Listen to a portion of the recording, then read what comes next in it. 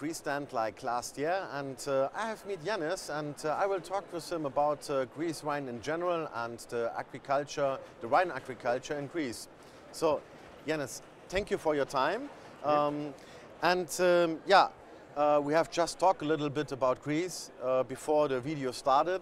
So, I think the people who are watching our videos, they are not so familiar with Greece and about the wine areas. So, in which areas are you producing wine?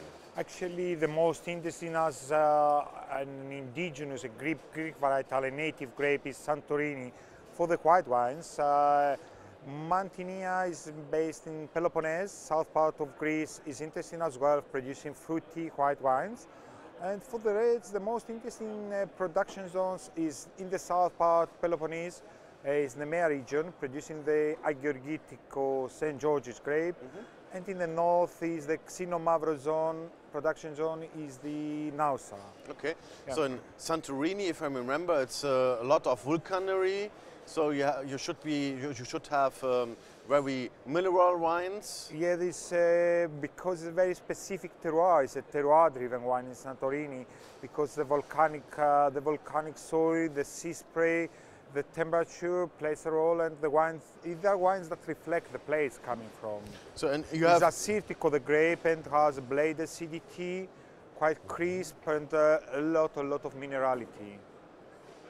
And it has a little bit of moschus also inside. Yeah.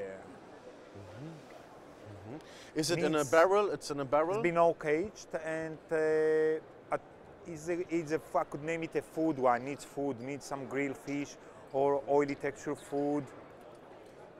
Mediterranean like or Greek cheese. Lebanese food suits well with Assyrtiko. So it's really characterly wine. It's a very strong wine from the taste. Yeah. It's It's hard to forget anyway. Yeah. It is a complex wine. It's not easy drinking wine. It's not. It's a love or hate situation, Santorini. And the second one? Second one comes from the south part of Greece, from Peloponnese, and is an Agorgitiko, the St. George's grape. Quite robust, fruity as well, pleasant. How do you do the filtration of the red wines there? The filtration, actually, this one is unfiltered, but actually they follow the classic French way. But it has a sherry taste? Wild cherries, a bit glovey, a bit earthy. So it's good for lamb? It's good for lamb, it's good for barbecue as well. Suits well to me. It's a nice wine. And from the third one, I must say I like the color. You can see it is, if you take that in different, we have here a really red color.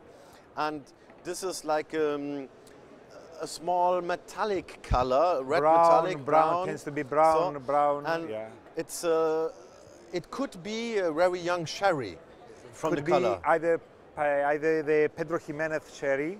Yeah. So and it has a lot of caramels inside. Figgy character, a lot of figgy. This is Mavrodaphne. Mavrodaphne thrives in the north part of the Peloponnese. Patras is the region, and it's very famous for making dessert wine in the Porto style. This is Mavrodaphne really nice to be drunk on its own, or otherwise accompanied with a chocolate. That's a really nice wine. It should also go with coffee. And you can also drink it in the morning with a cappuccino. So I like this wine. It is really nice. It's not so complex wine. You have easy aromas. You can feel it and you can understand this wine.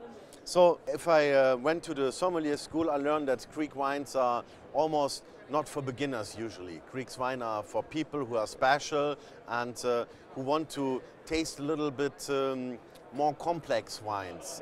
So are you still on this route to produce this complicated wine, or are you also going to have easy wines for young people, for example?